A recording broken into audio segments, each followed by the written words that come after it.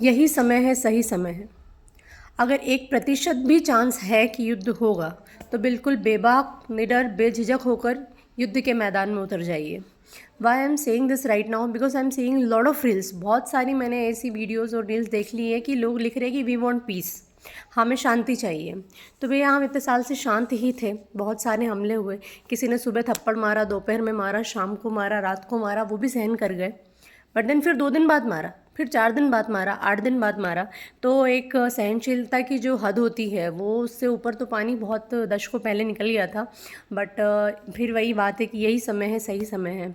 And मैं अपने से शुरू करती हूँ इस चीज़ को कहना, that I am a part of media fraternity and film industry since 10 और 12 ईयर्स राइट नाउ। बट मैंने कभी भी अपना वीडियो स्पीच के रूप में फ्रंट से ऐसे शूट करके कभी भी सोशल मीडिया पर डाला नहीं है, because we are working behind the camera. But today I feel the need of it, I feel the need to speak about this. और मुझे अपने देश के बारे में बोलना है, या उसके साथ किसी भी एक बहुत ही छोटा सा हिस्सा बन के खड़े ज़रूर होना है, और अपने युवा साथियों को भी साथ में लाना है। इसलिए नहीं कि हिंदू है या सनातनी है या हम इस चीज़ को बोलेंगे या आगे आएंगे, वो तो हम जन्म से है, कर्म से भी है, पर हम भारतीय हैं। And as the people of India, we stand for India, we live for India, we breathe for India, and we are for India. खैर वैसे दिन भी आप हमें शायद ना देखने पड़े, क्योंकि सीमा पर जो सुरक्षा बल तैनात है उनकी संख्या काफ़ी ज़्यादा है, और वो इतने ज़्यादा बहादुर, ब्रेव हार्ट्स है कि हम लोगों की रक्षा के लिए वहाँ पर जिस रूप से तैनात हैं और जिस तरह की डिफेंस की तैयारियाँ हैं, बिल्कुल काबिल तारीफ़ है, जिसका आम जनता को कोई परेशानी नहीं उठानी पड़ेगी। हम तो फिर भी देश के बहुत से ऐसे मध्यम हिस्सों में रहते हैं जहाँ पर आपको खबर तक नहीं लगेगी, भनक तक नहीं लगेगी बहुत सारी चीज़ों की।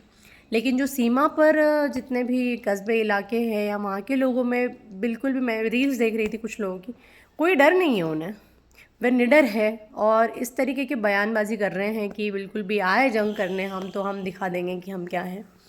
तो इस तरीके का जज्बा अगर पूरे भारतीय युवाओं में हो, ये सोशल मीडिया पर ये वाला ट्रेंड चलाना बंद कर दीजिए अभी, कि क्योंकि सोशल मीडिया क्या है, बच्चे बच्चे के हाथ में मोबाइल फ़ोन है और आपका मैसेज काफ़ी लोगों तक जा रहा है, तो वो मेंटालिटी बनती जाती है।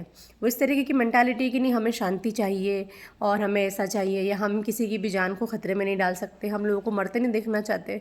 तो हम क्या हमारे लोगों को मरते हुए देखना चाहते हैं?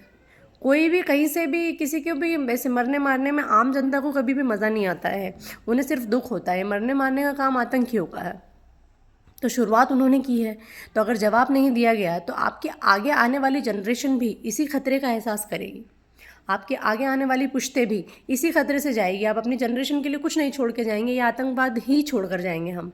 तो अगर मे भी हमारे इस चीज़ को सेक्रीफाइस करने से, इस चीज़ पर थोड़े लगाम लगा लेने से उन लोगों के कुछ होता है भविष्य के लिए, तो भविष्य का हम भारत देखना चाहते हैं। और क्या पता हमने अपने स्कूल के नक्शों में जिस तरीके का भारत देखा हो उसका नक्शा बदल जाए और बच्चों के लिए एक अच्छा सुनहरा भारत बन करके आए। तो इस चीज़ के सेक्रीफाइस के लिए तो हमें तैयार रहना चाहिए। अभी बहुत सारे नेता, बहुत सारे लोग अभी क्या है, राजनीतिक विचारधाराओं को बगल में रख करके सिर्फ देश के लिए, इस देश के लिए, भारत के लिए हमें, और 140 करोड़ लोगों की आस्था, विश्वास से जो जो सेना को भी बल मिलता है, उस बल के साथ खड़ा होना है। बस आप इतना भी कह देंगे ना कि we stand with India, we stand with the armed forces, वो काफ़ी है उन लोगों के लिए। आप तक वो बात आने ही नहीं देंगे। और अगर इसकी ज़रूरत पड़ती है तो बिल्कुल निडर होकर सामने आना है, खड़े होना है। इस तरीके की वीडियो मैं जारी रखूँगी, और मैं विनती करती हूँ अपने और भी आने वाले लोगों, दोस्तों से, कि आपने अगर कभी नहीं इस तरीके के बोला है कभी भी पब्लिक में, तो आज अपने इस टूल का इस्तेमाल कीजिए और सामने आइए, आगे बढ़िए, बोलिए, and we stand with India. जय हिंद, जय भारत, वंदे मातरम।